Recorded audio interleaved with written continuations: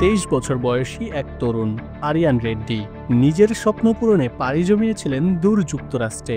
ভারতের তেলেঙ্গানার ভূমির সন্তান, যিনি উচ্চশিক্ষার জন্য বেছে নিয়েছিলেন কানসাস স্টেট ইউনিভার্সিটি। কিন্তু নিজের জন্মদিনে ঘটে গেল এক মর্মান্তিক দুর্ঘটনা, যা তার জীবনকে অসময়ে ছিনিয়ে নিল।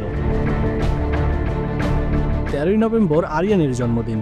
বন্ধুদের সঙ্গে বাসায় উদযাপন করছিলেন। হঠাৎই এক আনন্দঘন মুহূর্ত বিষাদে পরিণত হয়। আরিয়ান নিজের নতুন কেনা হান্টিং গানটি পরিষ্কার করতে চেয়েছিলেন, কিন্তু অসাবধানতাবশত গুলিটি বেরিয়ে যায়। গুলিটি আরিয়ানের বুকে বিদ্ধ হয়। পাশের ঘরে থাকা তার বন্ধুরা গুলির শব্দ শুনে দৌড়ে আসে। তারা দেখে রক্তের স্রোতে ভেসে যাচ্ছে তাদের প্রিয় বন্ধু।